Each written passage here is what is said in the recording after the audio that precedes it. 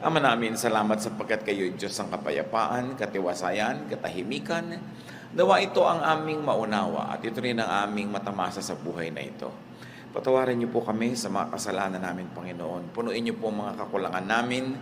Linisin niyo po ang aming mga karumihan. Itindig niyo kami sa iyong harapan, Panginoon, ayon sa iyong awa at habag. At nawa, kayo po ay mangusap ng may kapangyarihan, maunawa namin at maipamuhay ang nakapagpapalaya ninyong karunungan. Lord, speak in power and majesty. Heal us of our spiritual sicknesses. Strengthen us and empower us, even physically, so that we may have the strength to focus on your word and on your blessing to us. Be our speaker, Father. Kayo po ang maging tunay na tagapangaral. Gamitin nyo lang lingkod nyong kasangkapan, pero yung karunungan nyo ang aming marinig at ang aming maipamuhay ngayon. Salamat po sa ngalan ng iyong anak na si Jesus. Amen. Kapayapaan, napakahalaga. How to have and enjoy peace. Proverbs 15:17. Contemporary English version po ang ating babasahin. A simple meal with love is better than a feast where there is hatred. So dalawang contrasting ideas, isang simpleng kainan at isang handaan, isang piging.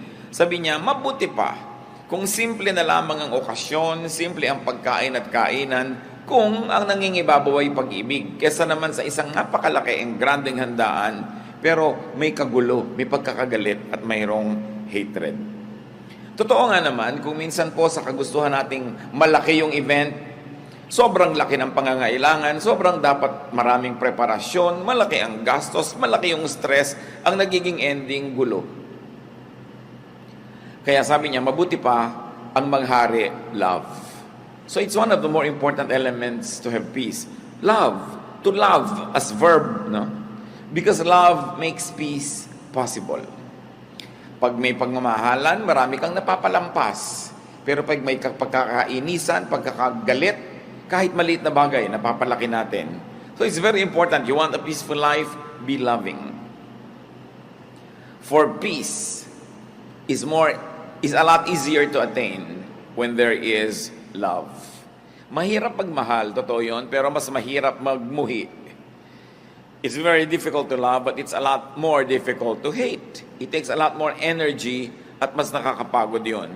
So madalay mga kapatid, para mas tahimik ang buhay, simplify.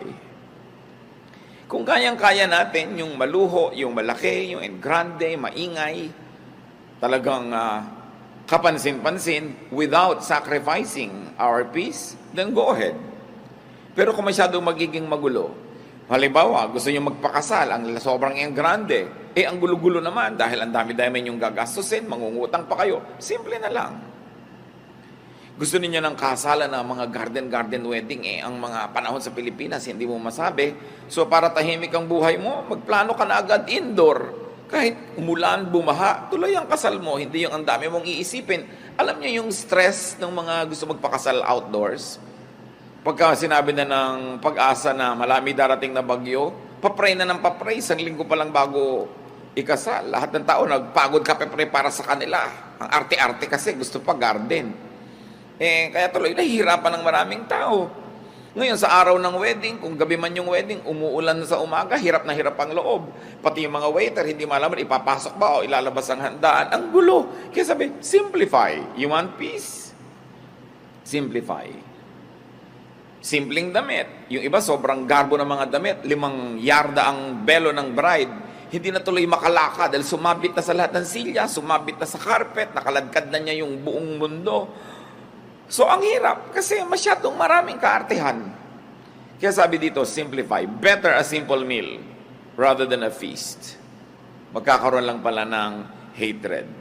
Kayo na ang bahala mag-translate sa buhay niyo mga kapatid kung ano yung simple at alin yung magarbo. At alam nyo, nakakapagpagulo. Kahit sa andaan ko minsan, when you want a perfect na hain in more opulent homes, makikita mo kung paano nai-stress yung lady of the house na nakaupo with the guest kung yung mga katulong hindi marunong mag-serve.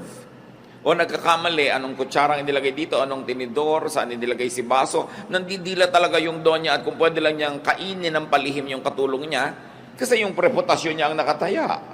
So relax, gawin mo na lamang na, ano, hindi na sit-down dinner. Gawin mong buffet. E di ang simple-simple, hindi ka pa sobrang napagod. At kung wala ng pagkain, o wala na, di titigil na tayong kumain. Hindi yung sobra mong gusto magpa-impress, sobra mong gustong malaki yung statement, ang laki tuloy ng nakataya. At pag malaki nakataya, malaki yung pwedeng matalo. At pag malaki yung pwedeng matalo, stressed ka sa buhay. It's better to simplify. When people try to be more beautiful than they really are, when people try to stand taller than what they really are, they have to work hard so much at hiding the truth. Hindi tuloy sila nakakapahinga. Mabuting simple, mas mabuti yung inaamin mo na lang yung totoo ka as much as possible. Siyempre, hindi ka naman pwedeng 100% na totoo. Diba? Meron ka namang ini-improve, which is normal. But alam mo dapat kung ano yung sobra na to, mapapagod na ako, this is no longer good for me and for everybody else around me. Simplify and your life will be much more peaceful. Proverbs 21:9. It is better to stay outside on the roof of your house than to live inside with a nagging wife. Siyempre, point of view yan ng husband. Dapat din pwede rin sabihin, than to live inside with a nagging husband, kung husband mo naman yung nagger. Alam naman natin na sa Middle East, ang mga bubong ay pwedeng tirhan kasi flat. Pag naglagay ka ng kaprasong bubong uli doon sa ibabaw ng bubong na yun, kaprasong dingding, yun na yung upper room. So it is possible. But what Proverbs is saying is, mas masarap yung tahimik kahit nag-iisa ka na lang. Malayo ka na lang sa mahal mo sa buhay. Kung nagger naman ang lagi ang pinagdagagawa, kailangan tahimik ang buhay. Isang lesson dito mga kapatid, you want a peaceful life, don't nag. Mas marami naman talagang wives na guilty nito, pero hindi ito exclusive to women. May mga men, sila yung nagger. Don't insist on your own way. Bakit ba may nagnanag? Because somebody insists on your own way. Gusto ni Mrs. Pisang-pisa ang toothpaste. Yung walang natitira, hindi uka-uka, tuwid na tuwid.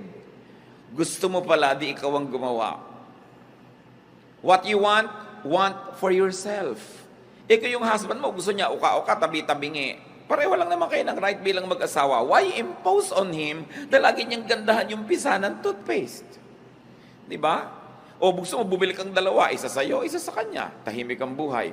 But why impose your values on somebody else? Because you think you're better? Because you think you're superior? Kaya nagkakagulo mag-asawa. Because you impose. Gusto nung isa ang lamig-lamig ng aircon, gusto nung isa mainit, maghiwalay kayo ng kwarto. O wag na, wala na lang aircon para walang gulo. Yung gusto, yung isa ayos na ayos yung sa pinangkama, yung isa naman pagka sumakay sa kama, nagulo na lahat. Maghiwalay kayo ng kama. Ngayon, ayaw mo maghiwalay, tiisin mong magulo. Gusto mo pala mag-ayos ka. Pero kung ayaw niya mag-ayos, don't impose. When somebody imposes, that's when stress becomes unbearable. Siyempre naman, yun namang mga asawa, lalo kasambahay, kung pwede kang makisama dun sa mahal mo sa buhay para siya sumaya, di gawin mo rin. Pero ang totoong may problema nun, hindi yung ayaw pumisa ng toothpaste ng maganda, yung nagpipilit na laging gandahan yun. Yun ang mas may problem. Dahil yun, hindi naman ini-insist sa'yo ng asawa mong guluhan mo ang pagpisa. Siya, pumipisa lang, ganun lang. Pero hindi niya ini-impose yung taste niya. Pero yung ini-impose mo sa kanya yung taste mo. Because si pastor, di po ba mas maayos naman talaga yun? Oo nga, pero hindi. Sa 20 taon ba, nakasasabi mo sa kanya na natutunan na niyang pisain ang tama? Di ba ang dami niyo na naging gulo dahil lang dyan? Tanggapin mo na lang. O magpalit ka ng asawa. Hindi mo naman magagawa, bubili ka na lang ng extra toothpaste. O ayaw mo naman, pagtsaga mo tabi-tabingi. Alam niyo ibig sabihin, may mga babae kasi ang gusto, pag pinisa mo yung toothpaste, lahat nandun sa dulo, yung malapit sa labasan lahat, at pantay dapat. At araw-araw yan ang problem. No? So, tanggapin mo na lang kung yung asawa mo pag naliligo, tumatalsik-talsik dyan, nagiging parang kanal yung bahay nyo. Kaysa man mag-away kayo, punasan mo na lang. O magdalawa kayo ng banyo kung meron kayong budget. Pero hindi pwedeng i-insist mo sa kapwa mo kaning gusto mo, kahit asawa mo siya. We were created as individuals with individuation. Don't nag, don't insist on your own way. What you want for yourself. What you want done, do yourself. Hayaan mo yung isang tao kung ganun ang kanyang ugali. Pero siyempre, kung kakausapin naman ito yung kabila, pagbigyan mo naman yung misis mo kung magagawa mo. Pero alam niyo, yung likas ay likas ay likas eh. Can a leopard change its spots? Sabi nga nila, you cannot teach an old dog new tricks. I have seen couples na talaga yung pagpisalang na ganyan, yung paglagay ng maruming damit sa ropero, yung pagsasampay ng basang bimpo sa tuwalya sa kanilang banyo, taon na nilang pinag-aawayan. Hindi na matahimik na malaman mong, oo nga, no, ba't tayo pinag-aawayan ito? Tatahimikan ko na lang ng buhay ko, hayaan mo siya yung gusto niya. Kasi paggalang din sa kapwa yon, yung hindi mo ini-insist ang gusto mo. Meron naman mga asawang hindi marunong mag-spell, kinokorek ng asawa over dinner table. No? Yung ang pronunciation, ikinokorek. Para lang ipakita sa ibang, actually, marunong ko mag-pronounce, yung asawa ko lang hindi marunong. So, ikokorek ko in public. Pagpapasikat yun eh. Yabang. At the expense of the one who loves you and at the expense of the one you love. So, dapat mga kapatid, if you're above 25, especially above 35, alam mo na yung mga ways na troublesome. Alam nyo na yung ways na peaceful. Go for peace. Most of our troubles are self-manufactured. Ngayon, kung ikaw naman yung asawang ninanag, don't invite nagging para din tahimik. Do your part, do your duty, do what you must. Kung pwede mong pagbigyan, para tahimik kayo, di pagbigyan mo. Move on time. Yun naman mga ninanag kasi, kung anak yung ninanag, hindi pa kasi sumusunod agad. Eh, kung sumusunod ka na ba naman agad, eh di tapos na rin yung nagging.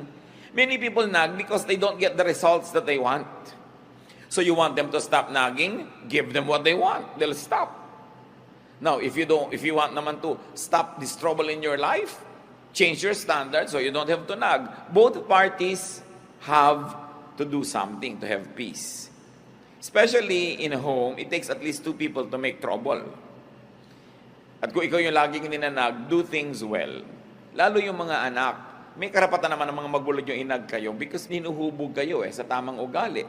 Tsaka siyempre sila yung may authority sa bahay So, kailangan ka mag-conform sa ganong authority. But family members, stay away from vexations. Kung ikaw yung may tendency to nag, check yourself and nag less. Change your standards. Value peace in the home more than your sense of orderliness or your sense of what should be. Ngayon, kung ikaw naman lagi yung ninanag, pagbigyan mo yun ng nanag para tumigil na rin siya habang kaya mo. Kung ikaw yung lagi nalang pinapaalalahanan, tandaan mo na para hindi ka napapaalalahanan. Mahalaga tahimik. Do not allow yourselves to be vexed. Sabi nga close the door that brings in the draft. Isang Arabic saying. Kung ano yung laging nagiging dahilan ng pag-aaway, solve nyo yon para matahimik na yon at matapos na once for all. Kasi alam nyo yung may trouble, lalo sa sambahayan, para ka naglalakad, nakasapatos ka na may bato sa loob. Masakit, mahirap. Why live with it when you can live without it comfortably? But it's only a matter of deciding that, yes, I'm going to value peace. More than the standards that I like, and probably more than my personal inclination, mas mahalaga that there's a climate of peace. If you have to choose, settle for physical rather than spiritual or emotional discomfort. Meron kang benefit. It will give you more money. It will make your life more comfortable. It will give you more things. Pero alam mo, dadalahin ang konsyensya mo, mababagabag ka, mahihirapan ang loob mo. Mas pahalagahan mo, kapatid, yung kalooban mo. Nothing outside the body can compensate for something that is sick inside it. Lalo kung espiritu o puso. So magbigay na, maglingkod, para ka na lang matahimik. Kaya i-insist mo lagi, this is my right, this is my right. Pero lagi naman kayo nag-aaway, sige na nga.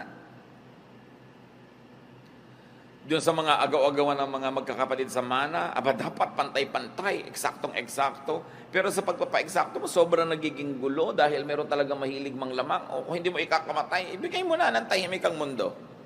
Lalo't alam mo na talaga makikipagpatayan siya, makuha lang niya yun. Ba't ka naman makikipagpatayan? Ibigay mo na lang. Lalo't hindi mo naman ikamamatay na ibigay yun para kayo tahimik. Alam niyo yung gulo, mga kapatid, expensive. You say, pagka naman ibinigay ko, mawawalan ako ng ganitong halaga. Pero ang bagkanong nawawala sa iyo na tumataas ang presyon ng dugo mo, nagkaka-stress ka, tumataas ang blood sugar mo, naapektuhan ang iyong kidney, naapektuhan ang iyong desisyon, naapektuhan ang itsura mo, yung mukha mo. May cost yun, hidden cost. Most of the time, we pay for those costs without knowing it. Na mas nalulugi tayo sa pagpipilit nating maging dapat makatuwiran, dapat yung right ko, dapat yung duty niya, dapat ganyan. Pero kakahanap mo nun, lalo tayo na maibigay sa'yo, gumugulong buhay mo, gumugulo din yung iba. Ang mahalaga, tahimik. Kaya ang sabi ng Panginoon sa Matthew 5:41-42, if a soldier forces you to carry his pack 1 mile, carry it 2 miles. When people ask you for something, give it to them. When they want to borrow money, lend it to them. Ang kahulugan lang nito, kung alin yung makakapagbigay sa ng kapayapaan kahit merong konting cost, pahalagahan mo yung kapayapaan. Nung araw po yung mga Roman soldiers, they could force any citizen of the countries that they conquer to carry their pack for 1 mile. So pag may mga nagmamarch na Roman soldiers, gusto niya ipadala yung gamit niya sa'yo, pwede niya talagang hingin yon 1 mile. Duty mo yon dahil citizen ka nung empire na yon. Pero sabi nga, pinipilit ka magdala ng 1 mile, gawin mo pang 2. Kung yun ay ikakatahimik ng buhay mo. Kesa pagpipilit mo na ayoko, pero gumulo naman ang buhay mo, dalin mo na nakapag-exercise ka pa. Yung may umuutang sa'yo, tago ka ng tago, dumadaan ka pa sa bintana, halos magkahulog-hulog ka, nagkakasinusunungaling ka sa pagtatago, may ipapautang ka naman, o pautangin mo na nang umalis na. Tahimik ka na, kesa ayaw umalis sa tapat ng bahay mo. Ang sinasabi lang ng Panginoon dito, maraming bagay na may halaga, hindi lang pera ang mahalaga. So kung yung pagpaparaya, yung pagbibigay, yun ang makakapagpatahimik sa buhay mo, yun na lang ang pahalagahan mo. Marami mo sabi, ay hindi yata dapat, hindi dapat. But look at your life kung tahimik kayo. Kung payapa kayo. Kahit naman ayaw mong pumayag, pinipilit ka pa rin nila eh. Kahit tumatanggi ka, nandyan pa rin hanggang hindi nila nakukuha yung gusto nila. So it's up for you to decide, which is more important to me at this point. Matahimik ako at mawala siya sa harap ko, o ipagpilitan ko na ayaw ko magbigay sa kanya. Another way, of course, to peace is to do your duty. Katulad nga nun, yung soldier, pinagbubuhat kanya ng 1 pack for 1 mile, it's your duty, do it. Tulad din ng mga husband, hindi naman natin gustong konsentihin yung mga husband na ayaw ayusin yung paggamit nila ng mga banyo, pero duty nyo rin to please your wife. The Bible tells the husbands, please your wife. At hindi mo naman ikamamatay na ayusin yung pagpisa ng toothpaste, huwag mong basain yung sahig ng banyo, isampay mo ng mabuti yung damit mo doon, gawin mo na yun para tahimik ang buhay. Wala tayong kinakampihan dito. Ang lagi nating sinasabi, pareho dapat, hanapin nyo sa inyong kalooban na maging mapagbigay para tahimik ang buhay. Kasi ipinagpipilitan nyo yung gusto nyo, nasusunod nyo yung gusto nyo, pero magkaaway naman kayo, hindi kayo nag-uusap. Ikaw nga, natupad yung gusto mo, doon kayo sa ganong restaurant kumain, lahat naman ng kasabay mo ayaw kumain, walang gana, ikaw lang yung gustong kumain, mawalan ka rin ng gana. So dapat marunong ka magbigay para tahimik ang buhay. And of course, the Lord also teaches us to yield. Kailangan magparaya. Go beyond the call of duty.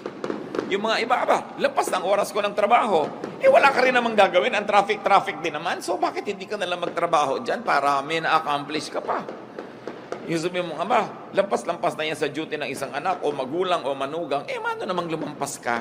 Kung nakapag-please ka, tumahimik ang buhay, namahal ka, kung lumaon, siya din lalampas sa dapat lang at magiging mas mabuti rin sa'yo. In other words, magpauso ka ng kabutihan. Kaya sinasabi na, if somebody forces you to walk 1 mile, walk 2 miles. No? Sabi pa nga ni Lord, sinampal ka sa kaliwa, ibigay mo pa yung kanan, ikaliligaya ba niya? Gusto mo pa? Of course, it's a figure of speech. Isang pagmamalabis. Pero ibig sabihin lang, huwag ka masyadong matuos. Huwag laging compute ka ng compute, ay lugi na ako, lampas na. Kung kaya mo pa magbigay, ikaw pa yung magbigay para magpauso tayo ng climate of peace. No? Habang kaya. Because peace has a price. Trouble has a price. Pareho lang tayo magbabayad, doon na lang sa peace. Vexation has a very costly price. Yung hindi ka matahimik, no? Gulong-gulo ka, mahal din yun. So kuminsan binabayaran na lang natin, binibili na lang natin yung katahimikan natin para rin sa ikabubuti ng ating kalusugan. And then give. Because to give is also a form of yielding. Especially when resistance or refusal would mean vexation. Siyempre, titimplahin nyo kung ano yung ibibigay, up to how much. Lagi mo kasing tinitimpla, will not giving cause me so much in terms of peace? Will giving give me my peace? Kayo ang magtimpla nun. Siyempre, ang ending dapat panalo. In the sense na tahimik ang inyong buhay. Learn from the bamboo. Bihirang kawayan ang nababali pagka merong bagyo kasi nagbibigay. Pag malakas yung hangin, yumuyuko lang siya. Yung mga punong matitigas, yan ang mga nababali kasi lumalaban sa hangin. There is wisdom in yielding. Galit na galit yung mahal nyo sa buhay, yield. Kahit hindi kayo sang-ayon. Bukas, pag malamig na yung ulo niya, tsaka naman kayo magsalita, huwag nyong labanan yung hangin na malakas kasi baka lang kayo mabali. Kailangan marunong ka magparaya. Isa pa sinasabi sa 1 Timothy 6:6-7, para tayo payapa. And religion does make your life rich by making you content with what you have. We didn't bring anything into this world, and we won't take anything with us when we leave. At totoo nga naman, wala kang dala sa mundo, wala ka ring dadalhin pag alis mo rito. So kailangan daw ang tao merong contentment. Learn contentment. Have what you like, if you can have it. But if you cannot have what you like, learn to like what you have. Then tatahimik ang iyong buhay. At kailangan ng tao kontento. Mataas ang pangarap mo, pero kung sa kadinala ng kakayahan mo, magsaya ka na doon. Mangarap ka uli, reach out further, pero kung saka lang dinala ng araw na biyahe mo, doon ka lang nakarating, learn to be happy with it. Because you will always, if you will always desire for what you do not have, if you will always complain for the things that are not within your reach, you will only be miserable. Hindi lang nadadaan sa pagkain, sa clothing ang buhay, marami pang iba. Sabi sa Luke 12:13, life is more than food or clothing. Siyempre, metaphor yan, isang talinghaga, yung food and clothing for all the material things that we desire. Sabi, well, okay, plant so you harvest, reach out, far, wide, pero kung doon ka nalang dinala ng buhay, sa kabila ng pagsisikap mo, mahalin mo kung anong binigay sa'yo ng Panginoon, appreciatein mo kung anong kalagayan mo ngayon. Huwag kang laging magsikap, magpayaman, magpasikat, maging makapangyarihan. Kasi yung pagyaman, pagsikat, pagiging makapangyarihan, hindi yan garantiya na lagi kang mas sasaya kung mas sikat o mas mayaman o mas makapangyarihan. Ang problema ko minsan sa yaman, kailangan mo uli ng napakaraming yaman to maintain it. Ang problema sa kapangyarihang natikman, kailangan mo ng mas marami pang kapangyarihan to maintain it because somebody else likes it. And in getting it or keeping it, a lot of trouble can come into your life. 1 Timothy 6:8-10. So we should be satisfied just to have food and clothes. People who want to be rich fall into all sorts of temptations and traps. They are caught by foolish and harmful desires that drag them down and destroy them. The love of money causes all kinds of trouble. Some people want money so much that they had given up their faith and cost themselves a lot of pain. Sabi, kailangan maging satisfied ka with simple things. Yung sinasabi namang food and clothes, talinghaga sa simple. Hindi sinasabing magpakasimple ka na lang all your life, pero kung yan na lang talaga ang narating mo na hindi mo sinacrifice ang pagiging mabuting tao, ang pagiging anak mo ng Diyos, well, learn to be happy with it. Sabi yung sobrang pagnanasa na yumaman o magkaroon ng sobrang higit-higit sa kailangan naman nila, naububulid lang sila sa napakaraming mga gulo. Natatrap sila ng kanilang mga kung ano-anong pinaggagawa para lang makuha nila ang kanilang mga gusto. The trouble with having a lot of wealth is that everybody else wants it, so you have to keep fighting them to keep it. The same with power, the same with fame. Same with beauty. Pag binayayaan ka ng Lord ng kagandahan, masatisfy ka, at kung na-maintain mo yan sa parang hindi naman nasisira ang kalusugan mo, buhay mo, budget mo, well, do it. Pero kung nasisira na yun, hayaan mo nang tumanda ka. Diba? Kesa naman sa umabot na yung pusod mo sa pisngi mo, akala ng mga tao, dimple. Yung pala talaga namang sobrang operasyon na pinagkakagawa mo, tanggapin mo na may edad ka. Tahimik naman yung buhay mo kasi hindi yung natatakot ka, baka kung ano yung pinaglalagay mo sa katawan mo, tapos ngayon tumatabingi na siya, nagkakaliko-liko na siya. Yung mga tattoo mong kilay nagiging berde na, yung mga inimplant na sa'yo umiimpes, lumalakad na yung mga kung ano-anong bahagi ng anatomy mo, di ba maguguluhan ka nun? So kung konting ayos, may effect, pero dapat alam mo kung ano yung magbibigay sa'yo ng gulo at huwag mo na lamang pagsikapan yun. Opt for peace more than for beauty. No? Kasi yung nagpapaganda pa ng sobrang maraming repair ginagawa, napagtatawa ng patuloy pagka nagkakamali-mali na yung nangyayari sa mukha niya. Alam niyo naman nagtatawa naman, mga inggit kasi yun eh. Kaya lagi natin pinagtatawanan yung mga nagkatabi-tabingi. Tumabingi. Inggit ka lang kasi di mo na-afford. No? So, all form of criticism comes from envy. Dahil kung talaga makadiyos ka, may tumatabingi yung muka, maaawa ka dapat. Pero ba't mo pinagtatawanan? Inggit ka siguro. Kung hindi man ngayon, noon. Kaya tuwang-tuwa ka ngayon na mas maganda ka pa. So, buti pa ako. Di ba ganun yun? Buti pa ako, hindi tumabingi yung muka ko. So, analyze din natin sarili natin. Baka meron tayong envy. Pero mahalaga mga kapatid, to be satisfied. Di ba? Kung 45 na yung bust line nyo, tama na. Anong gusto nyo? 90? Yung iba talagang wala na, nasusub-sub na halos, ayaw pang tumigil. No? Hindi natitigil kung ano pinaggagawa sa katawan. Hindi lang sa physical repair. Yung sobrang honor na, gusto pa, nagngangangalngal dahil 99 yung grade. Ano ka ba? 99 na nga, yung kasunod mo, 88 pa lang, tapos ang lungkot mo pa, dapat matuto na tayong sumaya. Kung yun na yung best natin. Ito na yung buhay na naibigay sa inyo ng asawa nyo. Dati, ikaw ay isang may bahay na walang bahay, no? So, hindi ka na nagkabahay kahit kailan, may asawa ka naman, di sumaya ka na. Kasi may bahay na wala naman siya katabi, wala naman siya kapiling sa buhay. Yun ibig sabihin, count your blessings. You are not better than the other person. But what's important is for you to count your blessings. Siyempre, kung marami kang anak, laging halos wala kang pera, ang dami mong binabayaran, matrikula, gastos, pero dumadami naman yung tao na nakapaligid sa'yo, tumatanda ka, meron kang mga kasama sa buhay, nagkakaapo ka, kanya-kanyang blessing yan, kanya-kanyang bilang, kanya-kanyang pagsisikap na maging kontento sa buhay. It's very important to be happy. Hindi ka masyadong matangkad, huwag ka nang malungkot, at least hindi ka tatamaan ng kidlat. Kasi yung matataas ang tinatamaan ng kidlat, di ba? Lagi mo, merong blessing ang buhay ko, I will be happy with it. I will celebrate what God gives me.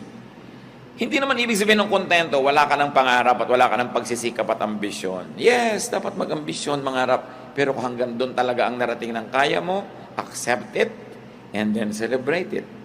If more means more trouble, more stress, more pain, what's the point?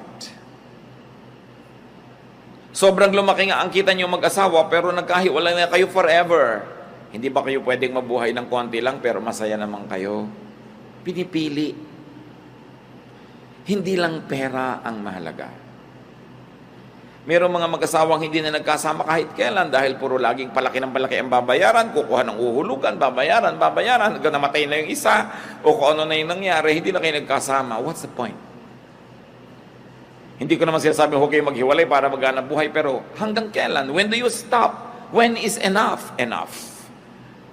Ang tao dapat tututo ng contentment. The length of one's life is constant and limited. More power, more money, more beauty doesn't mean more enjoyment. Mas marami pa nga nagpapakamatay na maganda kaysa hindi maganda. Mas marami nagpapakamatay na tagumpay kaysa bigo. Mas marami nagpapakamatay na mayaman kaysa mahirap. So nakikita natin, hindi naman masamang yumaman o maging sikat o maging makapangyarihan. Pero kung hindi naman yun ukol para sa inyo at sobrang hirap para lang i-maintain, what's the point? Nakikita nyo, di ba ang mga bundok, iba-iba yung height? Pero ang totoo, pag tinignan nyo yung earth from far, far away from the moon, parang bilog, ibig sabihin, hindi naman kita yung agwat ng mataas, mababa, parang pantay lang. Ganon din tayo mga tao. Pantay-pantay din tayo. mukha lang tayong hindi pantay-pantay pag tinitingnan natin sa malapit. Pero sa malayo, pare-pareho lang tayo na hindi natin alam kung gaano tagal-tagal tayong mabubuhay. At kung naging maingat tayo, malusog at pinalad, pare-pareho siguro lang na ang buhay aabot hanggang 90, 100, kung sobrang mahaba, 110. Pero wala namang mabubuhay ng 1,000, 2,000 years. Pare-pareho lang. In other words, what am I trying to say? No? Why bother to have more property than others when pare-pareho din naman kayong mamamatay? Why bother to be more beautiful than the other person na pareho lang naman kayo na hinihintay ng kabaong? Hindi masama kung madaling mangyari sa buhay mo yung mga yon. Pero kung sobra ang ibinabayad mo in terms of internal trouble, wag na lang. Live your life. Kasi kung nabuhay ka ng 70, 80 years, pero ang laking percentage yun, lagi kang nagkukumahog, lagi kang nai-stress, lagi kang naghahabol, lagi kang nagko-compete. Tapos yung isa, tahimik lang yung buhay niya. Kumikita ka halimbawa ng times 100 ng income niya, pero mas marami siyang katahimikan, mas marami siyang tawa sa buhay, mas marami siyang oras sa maglibang, magsaya kasama ng mga kamag-anak niya, mas marami nga yung pera mo, pero pareho rin naman kayong tig sa 70, 80 years lang eh. Pero ang totoo nun, mas nag-enjoy siya. It doesn't follow that when you're poorer, you enjoy more. What I'm trying to say is, if by trying to get more and more and more, you already begin to be troubled, it's not worth it. Ang pahalagahan mo, mas tahimik. Meron kang sasakyan, sarili mong sasakyan, pwede mong ipasada ng 20 hours a day. Ang dami mong kita, pero pag ipinasada mo siya ng 8 hours a day lang, may oras ka sa pamilya mo, may oras ka magpahinga, bakit mo papatayin ang sarili mo? Madadali lang ang buhay mo. Dapat alam natin when to stop. Ecclesiastes 3:12-13, I know the best thing we can do is to always enjoy life. Because God's gift to us is the happiness we get from our food and drink and from the work we do. So ang itatanong mo, mag-e-enjoy ba ako dito? Mag-e-enjoy ba mga mahal ko sa buhay? Mag-e-enjoy ba kami? Kasi kung ang tanong hindi naman, why do it? Mag-organize tayo ang laki-laki-laking party. Pero mag-e-enjoy ba tayo to do it? O mai-stress tayo? Mangungutang tayo? Manghihiram tayo ng kung ano-ano? Why don't we just simplify? Gusto natin ng napakamahal na kasalan, mag-e-enjoy ba tayo o nagwo-worry tayo? Habang ginagawa natin yon, ang alalahanin natin ay bayarin. Gusto natin ay ganito kalaking bahay, pero mag-enjoy ba tayo habang ginagawa yan? O magkakautang-utang tayo at magkakagulo-gulo? What's the point? Minimize pain. That's what's important in life. Study history. Sa palagay nyo ba yung mga karaniwang magbubukid at yung mga presidente ng mga republika, sigurado kayo na mas nag-enjoy yung mga presidente? Hindi nyo kayo sure. Hindi masama maging presidente. Pero kung makikipagpatayan ka sa mga kaibigan mo, makikipagtakwilan ka sa mga kamag-anak mo, kailangan pang pumatay at mandaya at magsinungaling, what's the point? Achieve as much as you can as long as it does not sacrifice your relationship with your God, with your loved ones, and with your fellow men. Pero kung ibabayad mo na yung mga higit na mabubuting bagay, what's the point? Minimize pain by minimizing your needless desires. And then maximize pleasure by enjoying what all you already have instead of ignoring it and trying to have more and more and more. And when you get more, you have no time to enjoy it because you have to work so hard just to maintain it. And then you do the most good because that's what God wants. The best way to enjoy life and have peace is to please God. And God is pleased when we do the most good. So you minimize pain, you maximize pleasure, you do the most good, and then die. Meet your Maker. Whether you like it or not, you're going there. Pero ang itatanong mo, pag nilingon mo yung buhay mo, was it pleasant? Was it nice? Or was it full of strife? Baka sa sarili mong libing, hindi mo lang makipaglibing ang kapatid mo dahil inagawan mo siya ng mana. Is it worth it? Mas humaba ba talaga yung buhay mo kaysa sa kanya? Mas sumarap ba talaga ang pagkain mo? Pwedeng sumarap, pero mas may gana ka ba kaysa sa kanya? Pwedeng nakabili ka ng mas magandang bahay, magandang kwarto at kama, pero mas mahimbing ka nga ba talagang matulog dahil lang nagkaroon ka nun?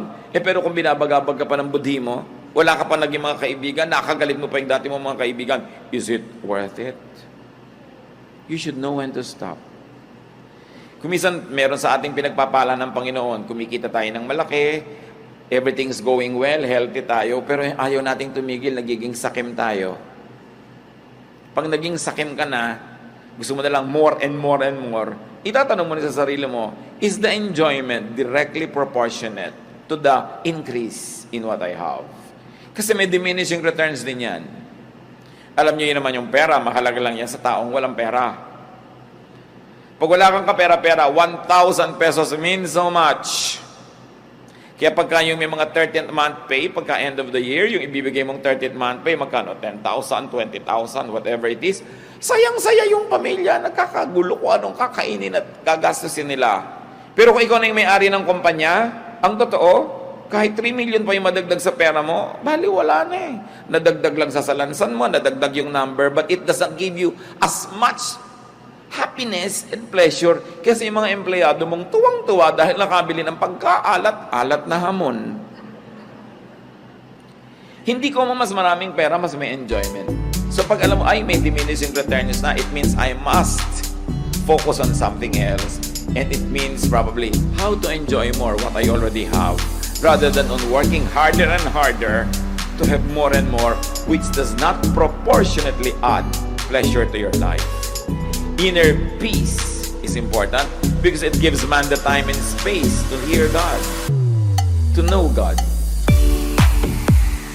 So kung ang ating pagpapasikat, pagpapayaman, ang ating paghahangad, gumugulong isip natin, pati pagpe-pray hindi na natin magawa, wala na tayong oras, wala tayong panahon para magbulay-bulay ng mga mahalagang bagay.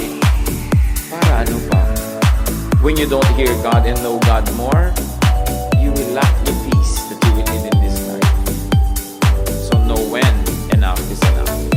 Psalm 46:10, our God says, "Calm down and learn that I am God."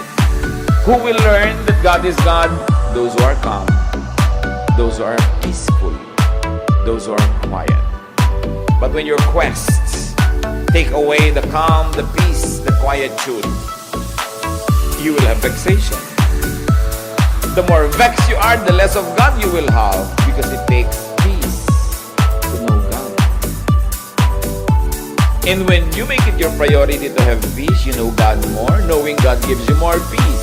Then you're able to know God more, and then you're able to have more and more peace. But the less peace, the less of God, the less of God, the less peace, baligtad, paubos ng paubos. Kaya huwag natin pabayaan na tayo ay magulo, mga kapatid. Magparaya. And it's very important that you enjoy life. You're working, enjoy it. Huwag niyong isumpa yung trabaho niyo. Kasi kung ayaw niyo, di mag-resign kayo. Kung ayaw niyo naman mag-resign, di mahalin niyo. Kesa nandyan, tas ayaw niyong mahalin, wala naman kayong choice, hati ang loob niyo.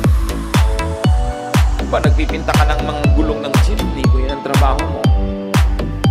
Tas inaiinis ka, nagagalit ka sa buhay mo, inuumpog mo yung sarili mo habang ginagawa mo yun. Pero kailangan mo rin namang gawin, lugi ka dahil ginawa mo, tas hindi ka nag-enjoy. Eh, kailangan mo rin namang gawin, i-enjoyin mo na siya. It's important to teach yourself to love what you do. Yan ang itinuturo sa atin ni Solomon eh. Ganun, find pleasure in what you do. Huwag yung ay Lunes na naman, ay umaga na naman. Ay ano, mas gusto mo namatay ka na kagabi para wala nang umaga. Huwag yung pinagsasasawing, ay umaga na naman, laging, wow Lord, thank you. May umaga na naman, I have another day to eat, to drink, to enjoy life, to make money, or to do something nice. It's always a privilege. Lahat ng hindi pwedeng iwasan, dapat enjoyin. Kasi hindi mo lang pwedeng iwasan, enjoyin mo lang. Yan ang sign ng intelligence if it's not a sign of spirituality. But in any case, brothers and sisters, always prioritize your inner peace. Lagi niyong itanong, ano ang effect nito sa inner peace ko? O mga dalaga na mahilig magpakasal sa garden. Alam niyo kung bakit nakakainitan ko yung garden wedding na yan? Kasi ako yung nagkakasal.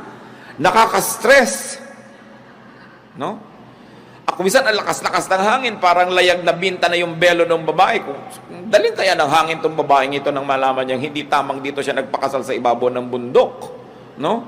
So, sasabihin mo, okay, gusto namin ng ganitong wedding, pero may kakaroon ba ako na inner peace? Na lagi ako nag-iisip, paano kaya yung weather? We cannot control it. O, ibaba mo na lang, maglagay ka na lang ng mga plastic na halaman dyan sa loob at kumanwari hardin. Lagyan mo ng mga tuko kung gusto mo para hardin na hardin ang effect. Hindi ka pahihikain. No? So, ano ba talaga ang gusto mo sa buhay? Will it give me inner peace? Ayaw ng anak mo ng isang kurso, ipinagpipilitan mo. Will it give your anak inner peace? Will it give you inner peace? Anong gusto mo lang? Gusto mo lang magkaroon talaga ng anak na engineer o dentista kahit hindi kayo peaceful? Ayaw ng asawa mo na ganito ang gawin mo sa bahay ninyo, pero gustong-gusto mo. Ang tanong is, will it give me inner peace? I want to arrange the furniture, pero walang budget. Will it give you inner peace? Will it give the other members of your family inner peace? Bihira kasi natin, mga kapatid, inilalagay sa equation yung peace. Okay, nagagalit ako sa kanya, gusto ko siyang kausapin. Will it lead to peace? Will your method bring about peace? Okay, naihinga mo yung gusto mong sabihin, sumaya ka, namura mo yung gusto mong marahin, napagalitan mo yung gusto mong pagalitan, but did it bring peace? If it didn't, it's not worth it. Because we, the children of God, are to be called peacemakers. Hindi lang tayo nabubuhay para pagbigyan yung katinang bibig natin, na yung gusto natin pawalang salita, kahit maanghang yun, o mahapdi, o masakit, o matalim, papawalan mo. Ang tanong, will I be called a child of peace? A peacemaker. After I have done this, always have peace. And make it your ministry to give peace. Not always to give a lesson, to give a lecture. Give peace. Pag kayo nagbibigay ng kapayapaan sa inyong kapwa, hindi nyo sila kailangan itali sa inyong paligid. Sila na mismo ang magbo-volunteer na susunod-sunod sa inyo, sasama sa inyo, kasi peace ang napapala niya. Pero pag laging gulo ng isip, bagabag, lalayo sa inyo. Gusto nyo ba yun? Bakit ang daming magagandang babae o magagandang lalaki nilalayuan ng asawa? Kasi hindi peaceful ang buhay nila. Merong dating babaeng mahal na mahal si lalaki, pero after 20 years, ayaw na niya, sinusumpa niya, hindi ko na kaya. Sabihin niya. Ano hindi niya kaya? Yung gulo ng loob. Huwag na, di bali na. Kung guwapo ka, di bali na may pera ka, ayoko na. Kasi ang mahalaga talaga, peace eh. So give peace. Allow others to be peaceful. Hindi ko mo lamang ikaluluwag ng loob mo, ibinuntun mo na sa kapwa mo, siya naman ang nahirapan. Be kind. So ang tanong, what vexes you? Anong gumugulo sa isip nyo? Ano nagpapagulo sa kalooban nyo, mga kapatid, na pwede namang tanggalin para huwag na lang kayo maguluhan? Tanggalin nyo na para gumaan ang buhay nyo. Kung kaya nyo mabuhay ng wala yon, what's the point? Diba? Kaya mahalaga yung confession, you confess to God because you have peace. Nagko-confess ka sa kapwa mo, hinihingi mo ng tawad yung kasalanan mo kasi you will have peace. And many times, it is our admission of our wrongdoing that will pave the way for a peaceful relationship. Pahalagahan natin yon. No? Hindi lang magkaroon ng pera, hindi lang makabili ng ganito at ganon, kundi tumahimik ang ating kalooban. Maiksi ang buhay ng tao. Kahit bigyan ka pa ng 100 years, what is that compared to eternity? Sayang ang bawat araw at bawat sandali kung sa halip na tahimik ay magulo. Sayang ang lahat ng ating paghihirap kung ang magiging ending, magkakagulo lang, magkakagalit lang ang mga tao. It's pointless. God is God of peace. And if there is one gift that God would like us to enjoy, it is a life of peace. But for us to enjoy it, we must be able to identify the causes of vexations and troubles, and in the name of Jesus, get rid of them. Open your hearts up to God and allow His methods of peace, His ways of peace, which is to be humble, to be kind, to be contented, and to be willing to be corrected. Don't always insist on your own way. Sabi sa Corinthians, love does not insist on its own ways. Mas pilitin natin na maging mapagbigay kesa mapag-impose. Mahirap kasama yung laging gusto niya, siya ang nasusunod. Pwedeng masunod siya ng masunod, but after a while, wala na rin susunod sa kanya. Mawawalan ka na rin ng kasama. Don't always impose yourself. Give peace to people who think otherwise, who like something else. Kanya-kanya lang ng panahon, bigayan dapat ang buhay, lalo sa mag-asawa at sa pamilya. Ama namin Diyos. Siyasatin niyo po ang puso namin ngayon kung kami po ay payapa. Tahimik ang aming buhay. Dalawang uri ng kaguluhan, maaaring kaguluhang dahil sa aming pamamaraan ng buhay at meron mga kaguluhan na espiritual na kung tutuusin, meron din kaming pananagutan kung bakit kami nasuot sa magulong spiritual life. Pakita niyo sa amin ang mga pagkakamali namin para maituwid, Panginoon. Pakita niyo rin yung pagiging naming selfish when we insist on our own ways. When our peace means trouble for other people. Teach us, Lord, to balance na may bigayan na marunong din kami magparaya para kumisa naman. Sila naman yung payapa. Kahit kami ang magbigay. Sa lahat ng mga pamilya dito, Panginoon, na ngayon ay pinaghaharian ng gulo, kanya-kanya, agawan, awayan, pataasan ang mga pride, kanya-kanyang mga kasakiman. Patawarin niyo kami at ipakita niyo sa amin ang pananagutan namin at nawa maging daan kami, Panginoon, para gamutin niyo ang aming mga pamilya. Bless every family represented here. And through the people that hear your word and obey your word, O God, let your peace come into every family. Even workplaces, even communities and organizations. Pero una ngayon ang hinihiling namin, Panginoon, siyasatin mo ang puso namin at ipakilala mo, ipamukha mo sa amin ang mga pamamaraan, ugali, pag-iisip namin na kalaban ng kapayapaan. Nagbubunga pa ng gulo. Gulo sa aming kalooban, gulo sa aming kapaligiran, gulo sa aming mga relasyon. Teach us your ways, O God. Your ways that are peaceful and peaceable. Your ways that not only bring about peace in us, but also promotes peace wherever we go. Teach us and make us agents of peace.